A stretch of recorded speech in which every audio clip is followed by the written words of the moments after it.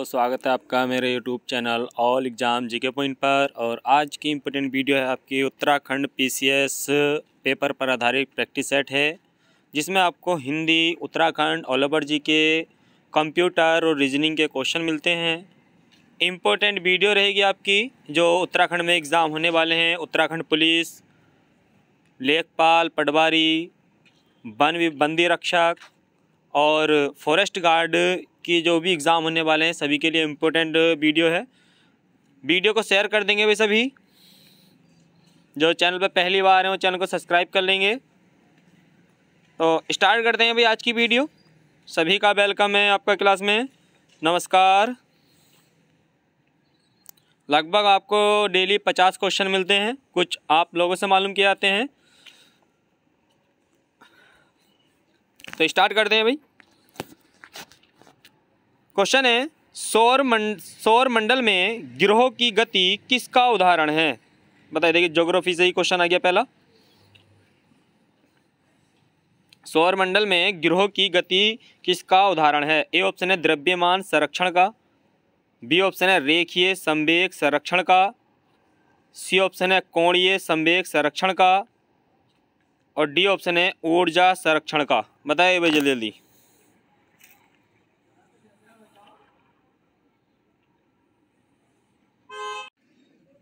हाँ बताइए जल्दी जल्दी। देखिए इसका सही आंसर हो जाएगा, इसका सी है वो सही है भाई, कोणीय संवेग संरक्षण का। ठीक है, सौर मंडल में जो गिरोह की गति किसका उदाहरण है? कोणीय संवेग संरक्षण का भी उदाहरण है। सभी कमेंट बॉक्स में जवाब देंगे भाई। वर्तमान में या वर्तमान की बात करें तो सौर मंडल में कितने ग्रह हैं? जल्दी बताइए। सौर मंडल में ग्रहों की संख्या कितनी है? जल्दी बताइए। तो सौर मंडल में ग्रह कितने हैं भाई? 8 ग्रह हैं। सभी कमेंट बॉक्स में जवाब देंगे। सौर मंडल का सबसे हल्का ग्रह कौन सा है? जल्दी बताइए। सौर मंडल का सबसे हल्का ग्रह कौन सा है? जल्दी बताइए।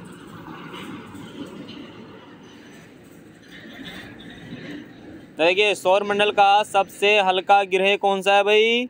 शनि। ठीक है, सबसे हल्का ग्रह कौन सा है? शनि। पानी से भी हल्का ग्रह है भाई शनि। नेक्स्ट क्वेश्चन, भारत की तरफ आने वाले समुद्री मार्ग की खोज किसने की थी? ए ऑप्शन है बाबर, बी ऑप्शन है Vasco da Gama, c option है गैलीलियो और डी ऑप्शन है फेरोंडोज। बताइए भाई जल्दी। किसने की थी भाई समुद्री मार्ग की खोज? भारत की तरफ आने वाले समुद्री मार्ग की खोज जल्दी बताइए। तो समुद्री मार्ग की खोज किसने की थी? Vasco da gamma. ठीक है, वास्को डी गामा ने की थी। और ये कहाँ का था? पुर्तगाली था भाई। ठीक है, सभी कमेंट बॉक्स में जवाब देंगे। वास्को डी गामा भारत के किस तट पर पहुंचा था सबसे पहले? जल्दी बताइए। वास्को डी गामा भारत के किस बंदरगाह पर पहुंचा था? किस तट की बात भी हो जाएगी वहां पर, किस बंदरगाह पर पहुंचा था? तो कालीकट। ठीक है, कालीकट बंदरगाह पर पहुंचा था भाई। नेक्स्ट क्वेश्चन, भारतीय संसद के ऊपरी सदन को कहा जाता है? बताइए जल्दी भाई। संसद के ऊपरी सदन को कहा जाता है? ए ऑप्शन है लोकसभा, बी ऑप्शन है राज्यसभा, सी ऑप्शन है विधानसभा, डी ऑप्शन है मंत्रिमंडल। जल्दी बताइए। देखिए सारे क्वेश्चन इंपॉर्टेंट होते हैं जो आपके एग्ज़ाम की दृष्टि से ये प्रैक्टिस सेट बनाया जाता है, इसीलिए इनका सीरियल नंबर जो होता है वो अलग अलग होता है भाई। केवल वही क्वेश्चन छांटे जाते हैं जो आपके एग्ज़ाम की दृष्टि से इम्पोर्टेंट हैं। तो वीडियो को अपने दोस्तों में शेयर कर दीजिए भाई सभी। और जो चैनल पर पहली बार है वो चैनल को सब्सक्राइब कर लेंगे। देखिए इसका सही आंसर हो जाएगा भाई। देखिए ऊपरी सदन की बात चल रही है। ऊपरी सदन, वरिष्ठ सदन, उच्च सदन, स्थायी सदन। ठीक है, तो बी वाला आंसर सही है, राज्यसभा। सभी कमेंट बॉक्स में जवाब देंगे भाई। राज्यसभा का उल्लेख किस अनुच्छेद में है? जल्दी बताइए। राज्यसभा का उल्लेख किस अनुच्छेद में है? जल्दी कमेंट बॉक्स में जवाब दीजिए सभी।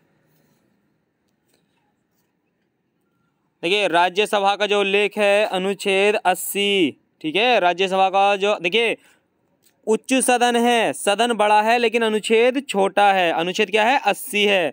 लोकसभा का अनुच्छेद 81 है। लोकसभा निम्न सदन है, छोटा सदन है, इस लेकिन अनुच्छेद बड़ा है। इस तरीके से याद रखेंगे। तो लोकसभा का उल्लेख अनुच्छेद 81 में है, राज्यसभा का उल्लेख अनुच्छेद 80 में है। सभी कमेंट बॉक्स में जवाब देंगे भाई। संसद का उल्लेख किस अनुच्छेद में है? जल्दी बताइए। संसद का उल्लेख भारतीय संविधान के किस अनुच्छेद में है? जल्दी कमेंट बॉक्स में जवाब दीजिए सभी। तो संसद का उल्लेख किसमें है भाई? 79 में है। ठीक है, 79 में। ठीक है, 79 में देखिए संसद है, 80 में राज्यसभा और 81 में लोकसभा। सभी कमेंट बॉक्स में जवाब देंगे भाई। देखिए इसका जो आंसर सही था भाई बी वाला था। सभी जवाब देंगे। लोकसभा का सदस्य बनने के लिए आयु कितने वर्ष चाहिए? जल्दी जल्दी जवाब दीजिए भाई। लोकसभा का सदस्य बनने के लिए आयु कितने वर्ष होनी चाहिए? जल्दी जवाब दीजिए। तो कितनी होनी चाहिए भाई? 25 वर्ष। ठीक है, लोकसभा का सदस्य बनने के लिए आयु कितनी? 25 वर्ष।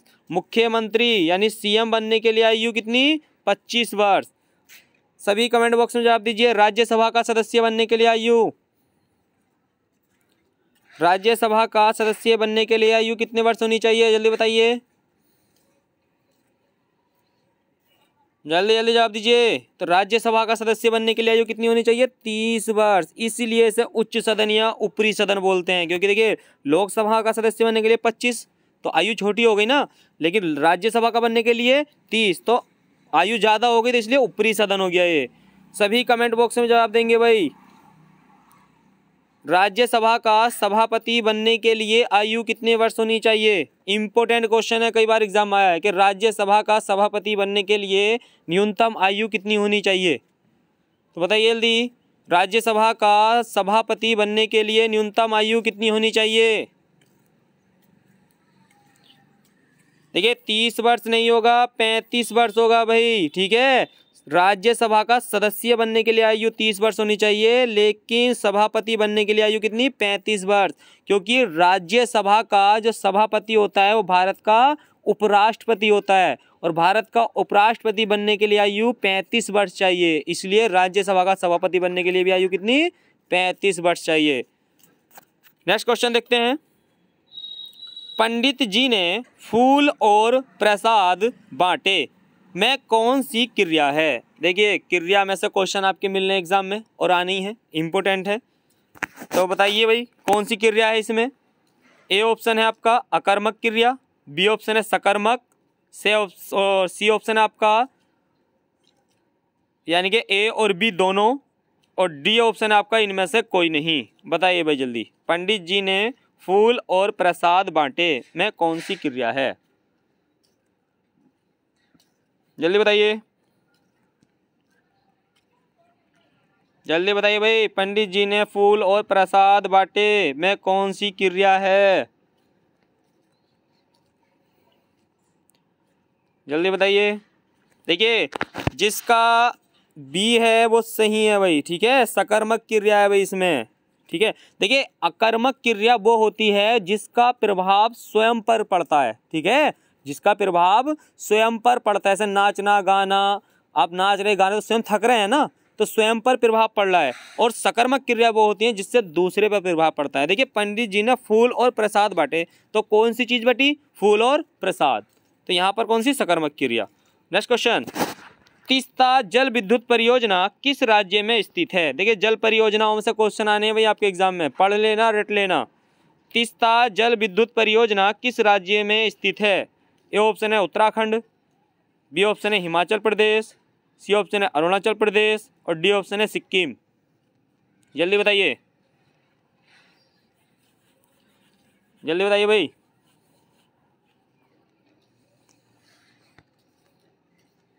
जल्दी बताइए। देखिए जिसका डी है सही है भाई, सिक्किम। तीस्ता जल विद्युत परियोजना किस राज्य में स्थित है? सिक्किम में स्थित है भाई। सभी कमेंट बॉक्स में जवाब देंगे भाई, सभी कमेंट बॉक्स में जवाब देंगे। उत्तराखंड की सबसे पहली जल विद्युत परियोजना कौन सी थी? जल्दी बताइए।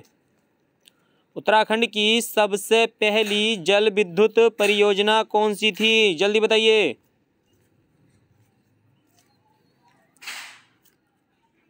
उत्तराखंड की सबसे पहली जल विद्युत परियोजना गिलोगी, कौन सी थी भाई? गिलोगी जल विद्युत परियोजना, देहरादून। नेक्स्ट क्वेश्चन, गंगोत्री स्थित गंगा माता मंदिर की स्थापना किसने की थी? ए ऑप्शन है अमर सिंह थापा, बी ऑप्शन है रण बहादुर शाह, सी ऑप्शन है जगजीत पांडे और डी ऑप्शन है गीवर्ण युद्ध विक्रम शाह। जल्दी बताइए भाई।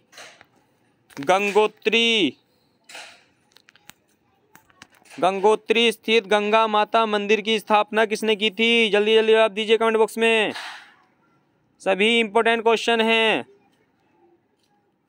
देखिए यही आपके पास चांस है, आप जितनी मेहनत कर सकते हो कर लेना, क्योंकि देखिए ये आपके पास 1 महीना शेष बचा है जो पुलिस का एग्ज़ाम है। इस 1 महीने में आप जितना रिवीजन कर सकते हैं कर लो, यही आपके काम का है। क्योंकि देखिए किताबों में लिखने से या कॉपी भरने से नौकरी नहीं लगती है, जितना आपके याद है वो आपके काम का है, क्योंकि पेपर में आप केवल वो कर पाओगे जो आपके याद है, तो इसलिए याद ज़्यादा करें। तो देखिए इसका सही आंसर है ए वाला, अमर सिंह थापा। ठीक है, कौन सा सही है इसका भाई? अमर सिंह थापा। नेक्स्ट क्वेश्चन, निम्नलिखित में से कौन अलकनंदा नदी की सहायक नदी नहीं है? बताइए भाई जल्दी जल्दी। निम्नलिखित में से कौन अलकनंदा नदी की सहायक नदी नहीं है? ए ऑप्शन है भिलंगना, बी ऑप्शन है नंदाकिनी, सी ऑप्शन है मंदाकिनी, डी ऑप्शन है पिंडर। जल्दी बताइए भाई। निम्नलिखित में से कौन अलकनंदा नदी की सहायक नदी नहीं है? भिलंगना, नंदाकिनी, मंदाकिनी, पिंडर। जल्दी बताइए। तो देखिए अलकनंदा की जो सहायक नदी नहीं है वो ए वाला आंसर सही हो जाएगा भाई इसका। ठीक है, ए वाला सही है, भिलंगना अलकनंदा की सहायक नहीं है। बाकी ये सारी जो नदी हैं नंदाकिनी, मंदाकिनी, पिंडर, ये अलकनंदा की सहायक नदी है। ठीक है, और अलकनंदा भागीरथी की सहायक नदी है। सभी कमेंट बॉक्स में जवाब देंगे भाई। अलकनंदा की लंबाई कितनी है उत्तराखंड में? जल्दी बताइए। अलकनंदा की लंबाई कितनी है उत्तराखंड में? जल्दी बताइए। तो अलकनंदा की लंबाई कितनी है उत्तराखंड में? 195 किलोमीटर है भाई। ठीक है, अलकनंदा की लंबाई कितनी है उत्तराखंड में? 195 किलोमीटर है, और उत्तराखंड की तीसरी सबसे लंबी नदी है अलकनंदा। अगर आपके एग्जाम में आता है उत्तराखंड की सबसे लंबी नदी तो काली नदी है, 252 किलोमीटर इसकी लंबाई है। ठीक है, उत्तराखंड में। दूसरी सबसे लंबी नदी भागीरथी, 205 किलोमीटर लंबाई है। सभी कमेंट बॉक्स में जवाब देंगे भाई। अलकनंदा में जब नंदाकिनी आके मिलती है, अलकनंदा में जब नंदाकिनी आकर मिलती है, यहाँ पर जहाँ पॉइंट बनाया हमने ये, तो यहाँ पर बताइए कौन सा स्थान है? जल्दी बताइए भाई। अलकनंदा में नंदाकिनी जहाँ मिलती है उस स्थान को किस नाम से जाना जाता है? जल्दी बताइए, बताइए भाई जल्दी जल्दी। देखिए अलकनंदा और नंदाकिनी नंदप्रयाग। ठीक है, कहाँ पर है? नंदप्रयाग। इसके बाद मंदाकिनी मिलती है अलकनंदा में रुद्रप्रयाग। ठीक है, इसके बाद पिंडर मिलती है कर्णप्रयाग में। ठीक है, पिंडर कहाँ मिलती है भाई? कर्णप्रयाग में। नेक्स्ट क्वेश्चन, संयुक्त राष्ट्र के वर्तमान में महासचिव कौन है? जल्दी बताइए भाई। संयुक्त राष्ट्र के वर्तमान में महासचिव कौन है? ए ऑप्शन है बान की मून, बी ऑप्शन है एंटोनियो गुटेरेस, सी ऑप्शन है थॉमस बॉक और डी ऑप्शन है आपका अजय त्यागी। जल्दी बताइए भाई। संयुक्त राष्ट्र के वर्तमान में महासचिव कौन है? जल्दी बताइए।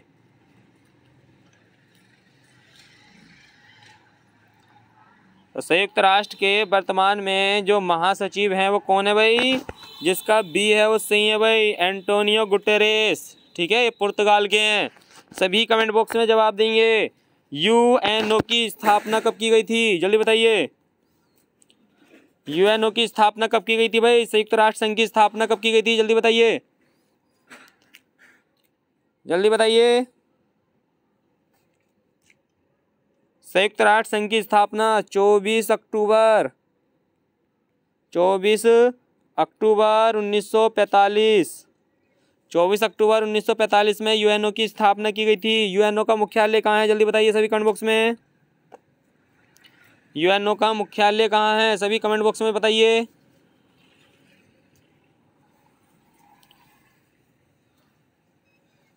यूएनओ का मुख्यालय कहाँ है, जल्दी बताइए सभी।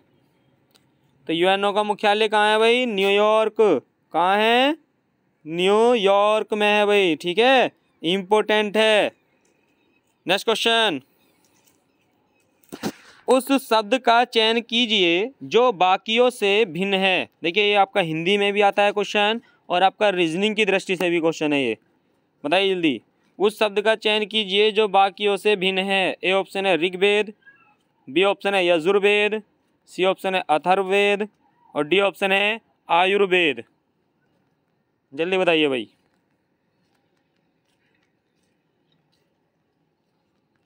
जल्दी बताइए।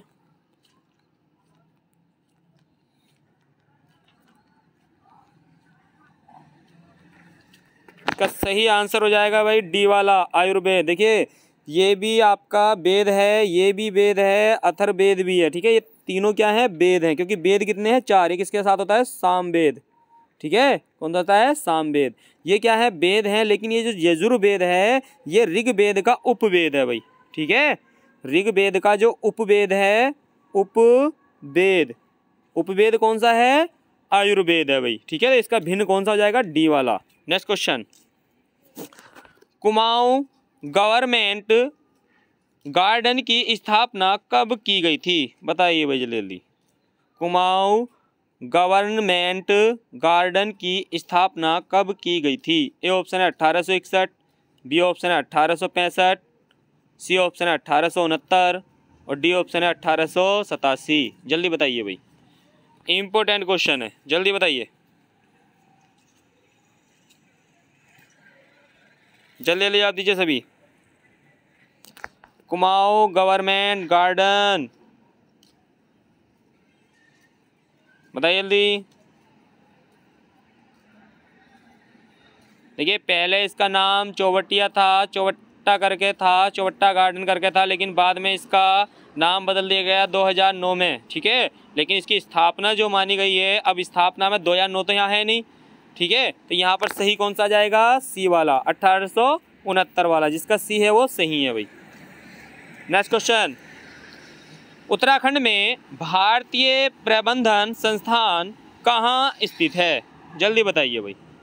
उत्तराखंड में भारतीय प्रबंध संस्थान कहाँ स्थित है। ए ऑप्शन है पिथौरागढ़, बी ऑप्शन है अल्मोड़ा, सी ऑप्शन है श्रीनगर और डी ऑप्शन है काशीपुर। जल्दी बताइए भाई, जल्दी बताइए। उत्तराखंड में भारतीय प्रबंधन संस्थान कहाँ स्थित है, पिथौरागढ़, अल्मोड़ा, श्रीनगर, काशीपुर, बताइए भाई जल्दी जल्दी।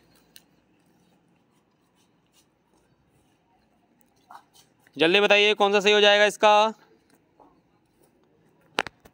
इसका डी आंसर सही है भाई, काशीपुर में, ठीक है। भारतीय प्रबंधन संस्थान, प्रबंध संस्थान कहाँ है, ये काशीपुर में है भाई।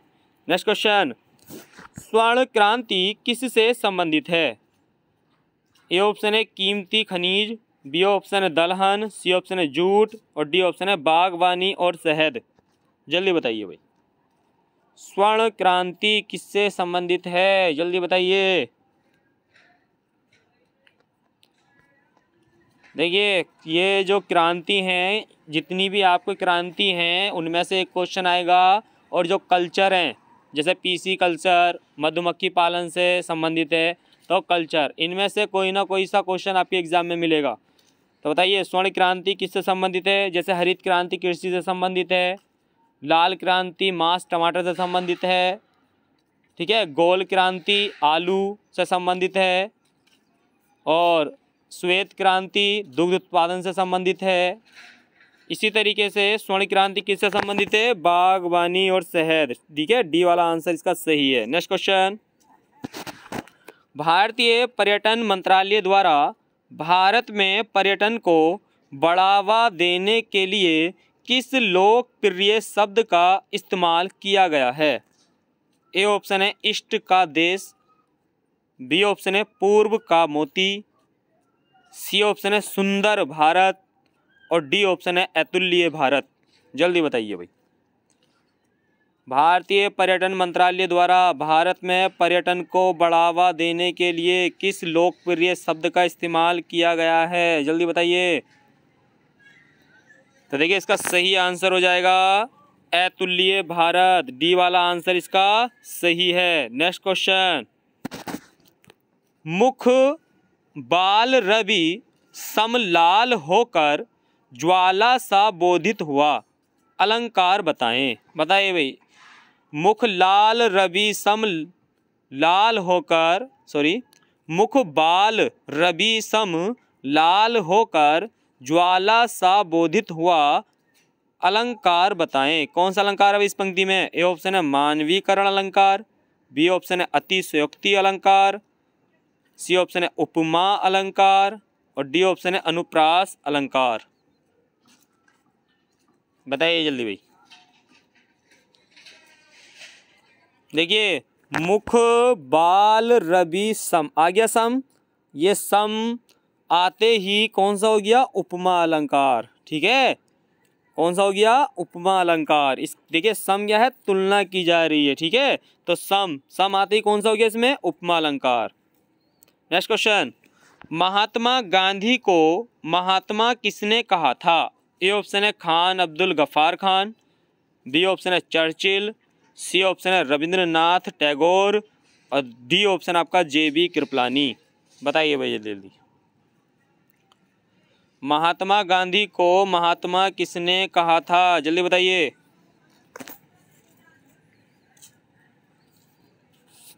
तो महात्मा गांधी जी को महात्मा किसने कहा था भाई? रविंद्रनाथ टैगोर। जब रविंद्रनाथ टैगोर ने देखिए गांधी जी को महात्मा कहा तो महात्मा गांधी जी ने रविंद्रनाथ टैगोर को कौन सी उपाधि दी थी? सभी कमेंट बॉक्स में जवाब दीजिए। महात्मा गांधी जी ने रविंद्रनाथ टैगोर को कौन सी उपाधि दी थी? जल्दी बताइए भाई। महात्मा गांधी जी को महात्मा किसने कहा? रविंद्रनाथ टैगोर ने कहा, लेकिन बाद में महात्मा गांधी जी ने रविंद्रनाथ टैगोर को कौन सी उपाधि दी थी? गुरु की उपाधि दी थी भाई। ठीक है, कौन सी उपाधि दी थी? गुरु की उपाधि दी थी। और खान अब्दुल गफ्फार खान ने क्या कहा था? मलंग बाबा। चर्चिल ने क्या कहा था? अर्धनंग फकीर कहा था। ये पीछे क्वेश्चन रिपीट हो चुके हैं एग्जाम में और आपके वीडियो में भी रिपीट हो चुके हैं क्वेश्चन ये। नेक्स्ट क्वेश्चन, उस शासक का नाम बताइए जिसने वास्को डिगामा का कालीकट में स्वागत किया था। बताइए भैया। देखिए जो वास्को डिगामा था, अभी पीछे मैंने आपको बता भी दिया था कि सबसे पहले कहाँ पहुंचा था? कालीकट बंदरगाह में पहुंचा था। ठीक है, तो कालीकट बंदरगाह में वास्को डिगामा का जो स्वागत किया था वो किस शासक ने किया था? आपको बताना है। ए ऑप्शन है अल्बुकर्क, बी ऑप्शन है डॉन अल्मीडा, सी ऑप्शन है गैस्फर कोरिया और डी ऑप्शन है जामोरिन। बताइए भाई जल्दी बताइए, किसने किया था वास्को डिगामा का स्वागत? बताइए जल्दी। तो वास्को डिगामा का जो स्वागत किया था कालीकट बंदरगाह पर वो किसने किया था? जामोरिन ने किया था भाई। डी वाला आंसर इसका सही है, जिसका डी है सही है। इम्पोर्टेंट है, ऐड कर लेना, कॉपी में लिख लेना, स्क्रीनशॉट ले लेना। इसी तरीके से क्वेश्चन मालूम करता है आयोग। नेक्स्ट क्वेश्चन, भारत में पुर्तगाली सत्ता की वास्तविक नींव रखने वाले महानतम पुर्तगाली गवर्नर थे। बताइए भाई। देखिए यहाँ पर भारत में पुर्तगाली सत्ता की वास्तविक नींव रखने की बात, देखिए पुर्तगाली नींव रखने की बात नहीं, वास्तविक नींव रखने की बात चल रही है भाई, क्योंकि पुर्तगाली भारत में आते रहते जाते रहते।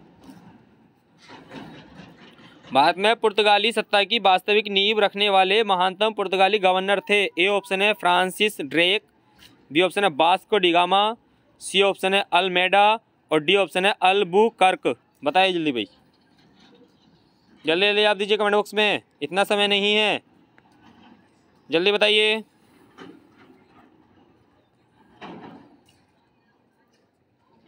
देखिए इसका सही आंसर हो जाएगा भाई सॉरी, जिसका डी है वो सही है भाई। ठीक है, अल्बुकर्क को ही अल्बुकर्क ने ही वास्तविक नींव रखी थी भाई। नेक्स्ट क्वेश्चन, भारतीय संविधान के अनुसार संघ की कार्यपालिका शक्ति किसमें निहित है? बताइए भाई जल्दी। ए ऑप्शन है राष्ट्रपति, बी ऑप्शन है प्रधानमंत्री, सी ऑप्शन है मंत्रिमंडल और डी ऑप्शन है ये इन सभी में। बताइए भाई जल्दी, वेरी वेरी इंपॉर्टेंट क्वेश्चन है।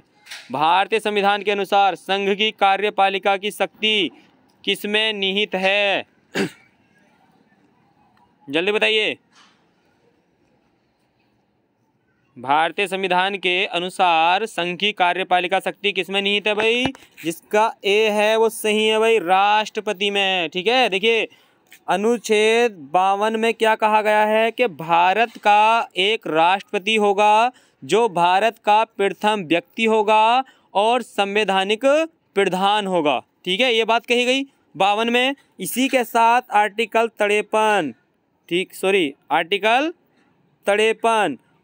53 में क्या कहा गया है कि संघ की कार्यपालिका की शक्ति राष्ट्रपति में निहित होगी। ठीक है, संघ की कार्यपालिका की शक्ति राष्ट्रपति में निहित होगी। और वहीं अनुच्छेद देखिए अनुच्छेद आपका आ जाता है 74 अनुच्छेद 74 में क्या कह दिया गया है कि ये जो राष्ट्रपति है इन शक्तियों का जो प्रयोग करेगा मंत्रिमंडल की सलाह पर करेगा। ठीक है, तो इन शक्तियों का प्रयोग किसकी सलाह पर करेगा? मंत्रिमंडल की सलाह पर करेगा। तो इसका ए वाला आंसर सही है। नेक्स्ट क्वेश्चन, चांद जैसे मुखड़े पर बिंदिया सितारा में कौन सा अलंकार है? बताइए भाई। चांद जैसे मुखड़े पर बिंदिया सितारा में कौन सा अलंकार है? ए ऑप्शन है उपमा अलंकार, बी ऑप्शन है रूपक अलंकार, सी ऑप्शन है उत्प्रेक्षा अलंकार और डी ऑप्शन है अतिशयोक्ति अलंकार। बताइए भाई जल्दी, इंपॉर्टेंट क्वेश्चन है। अलंकार तो मिल नहीं है, एक अलंकार मिलेगा और एक अलंकार की आपको डेफिनेशन मिलेगी एग्जाम में। तो देखिए इसका सही आंसर हो जाएगा, देखिए यहाँ पर आ गया जैसे। तो देखिए चांद और मुखड़ा यानी कि जो मुख है, मुख की तुलना किससे की जा रही है? चांद से की जा रही है। तो कौन सा है? उपमा अलंकार। ए वाला आंसर इसका सही हो जाएगा। इसमें कौन सा अलंकार है? उपमा अलंकार है। जैसा आते ही उपमा अलंकार हो गया। नेक्स्ट क्वेश्चन, पंडित जी हवन कराकर कथा कह रहे हैं, मैं कराकर में कौन सी क्रिया है? वेरी वेरी इंपॉर्टेंट क्वेश्चन है भाई। देखिए इसी तरीके का क्वेश्चन आया था अभी पीछे एग्जाम में। जब इस तरीके का क्वेश्चन आए तो एक दो बार उस क्वेश्चन को पढ़ना है आपको, फिर ध्यान जुड़ाना है कि इसमें कहा क्या जा रहा है। देखिए इन्होंने क्या कहा है, पंडित जी ने हवन कराकर कथा कह रहे हैं, मैं कराकर में कौन सी क्रिया है? तो कराकर में क्रिया बतानी है आपको। ए ऑप्शन है संयुक्त क्रिया, बी ऑप्शन है पूर्वकालिक क्रिया, सी ऑप्शन आपका मुख्य क्रिया और डी ऑप्शन है सहायक क्रिया।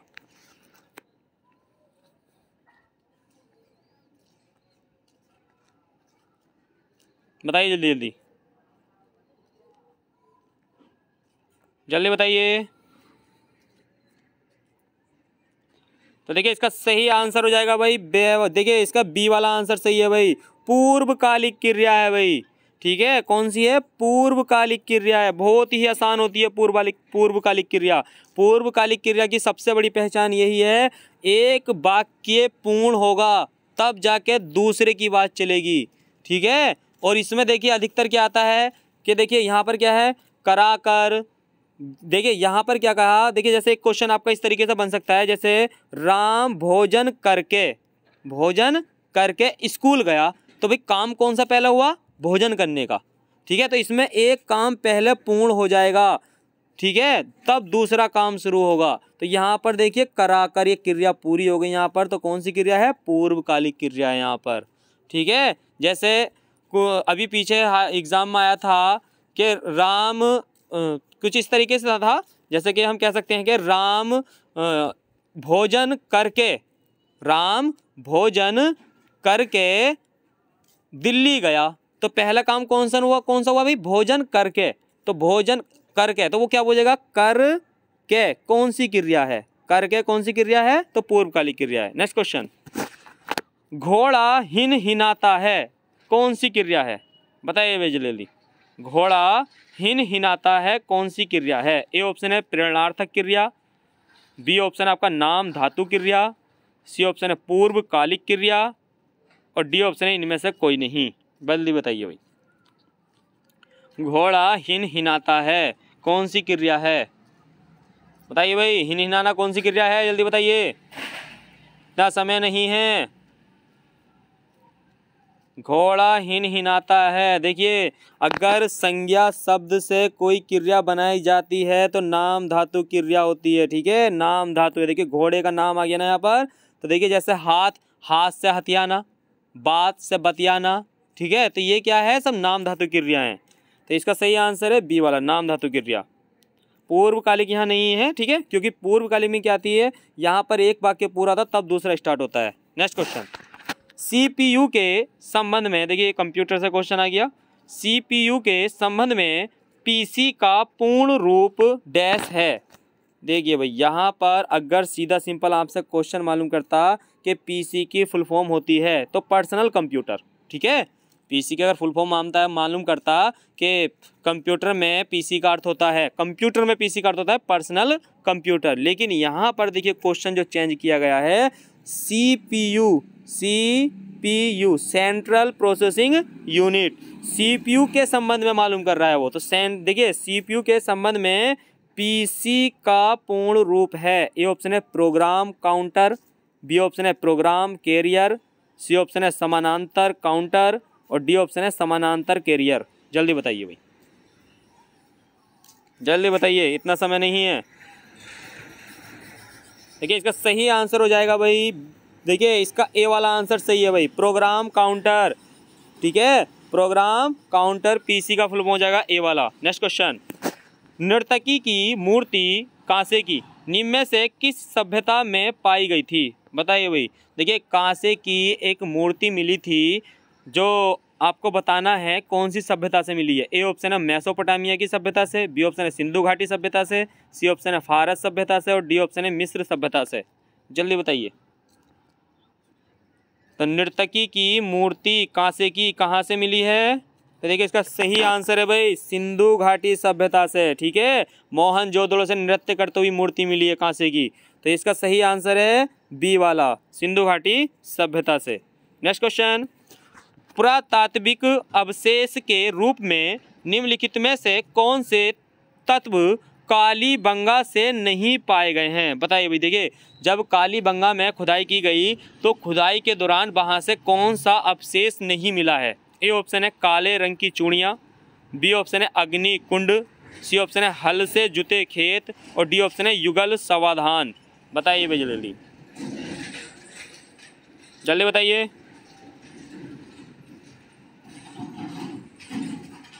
जल्दी बताइए।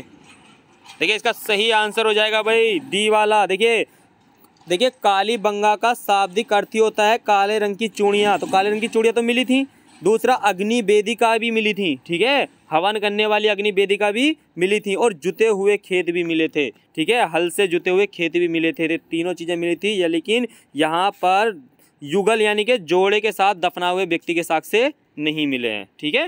नेक्स्ट क्वेश्चन, छुछुंदर के सिर में चमेली का तेल, देखिए ये लोकोक्ति आ गई आपके उसमें, छुछुंदर के सिर में चमेली का तेल, इसका अर्थ बताना है भैया आपको। ए ऑप्शन है यानी कि जो आपका लोकोक्ति है इसका बताना है आपको कौन सा मतलब निकलता है। ए ऑप्शन है दान के लिए सुपात्र न होना, बी ऑप्शन है गंजे व्यक्ति के सिर पर सुगंधित तेल लगाना, सी ऑप्शन है बिल्कुल अनपढ़ व्यक्ति को धन मिलना और डी ऑप्शन है अयोग्य व्यक्ति को उत्तम पद मिलना। बताइए भाई जल्दी, जल्दी बताइए भाई। छछुंदर के सिर में चमेली का तेल, जल्दी बताइए। देखिए इसका सही आंसर है भाई डी वाला, ठीक है, अयोग्य व्यक्ति को उत्तम पद मिलना, ठीक है। तो इसका देखिए बिल्कुल अनपढ़ वाले की बात नहीं चलेगी यहाँ पर, ठीक है, यहाँ पर क्या अयोग्य व्यक्ति को उत्तम पद मिलना, ठीक है, छछुंदर के सिर में चमेली का तेल। नेक्स्ट क्वेश्चन, देखिए ये भी आपका मुहावरा आ गया भाई, देखिए हंसुए के बिहा में खुरपे के गीत, ये आपका उत्तराखंड पुलिस का जो एग्ज़ाम हुआ था 2015 में, तो उसमें एक क्वेश्चन था हंसुए के बिहा में खुरपे के गीत। ए ऑप्शन है शादी के गीत गाना, बी ऑप्शन है जश्न मनाना, सी ऑप्शन है असंगत बातें करना और डी ऑप्शन है निचले स्तर की बातें करना। बताइए भाई जल्दी जल्दी जल्दी बताइए कौन सा सही होगा इसमें। तो देखिए इसका सही आंसर है सी वाला भाई, असंगत बातें करना। ठीक है, देखिए बिहा में और खुरपे का क्या लेना देना है, तो असंगत बातें हो गई ना। नेक्स्ट क्वेश्चन, साहित्य का ज्ञानपीठ पुरस्कार पाने वाला उत्तराखंड का एकमात्र व्यक्ति कौन है। बताइए भाई जल्दी, वेरी वेरी इंपॉर्टेंट क्वेश्चन। साहित्य का ज्ञानपीठ पुरस्कार पाने वाला उत्तराखंड का एकमात्र व्यक्ति कौन है। ए ऑप्शन है लीलाधर जुगुड़ी, बी ऑप्शन है बीरेन डगवाल, सी ऑप्शन है सुमित्रा नंदन पंत और डी ऑप्शन है ईला चंद जोशी। जल्दी बताइए भाई। साहित्य का ज्ञानपीठ पुरस्कार पाने वाला उत्तराखंड का एकमात्र व्यक्ति कौन है, तो जिसका सी है सही है भाई, सुमित्रा नंदन पंत। ठीक है, सुमित्रा नंदन पंत का जन्म कहाँ हुआ था, कौशानी में हुआ था भाई। ठीक है, इसका सही आंसर क्या हो गया, सुमित्रा नंदन पंत। नेक्स्ट क्वेश्चन, ठीक है, ये भी सेकंड क्वेश्चन भी देखिए सुमित्रा नंदन पंत से ही आ गया भाई। कवि सुमित्रा नंदन पंत को किस रचना के लिए 1968 में ज्ञानपीठ पुरस्कार से सम्मानित किया गया था। जल्दी बताइए। ए ऑप्शन है बीड़ा, बी ऑप्शन है पल्लव, सी ऑप्शन है युगांत और डी ऑप्शन है चिदम्बरा। जल्दी बताइए। सुमित्रा नंदन पंत को किस रचना के लिए ज्ञानपीठ पुरस्कार मिला था 1968 में। देखिए चिदम्बरा के लिए मिला था भाई, डी वाला आंसर इसका सही है। वेरी वेरी इंपॉर्टेंट क्वेश्चन है।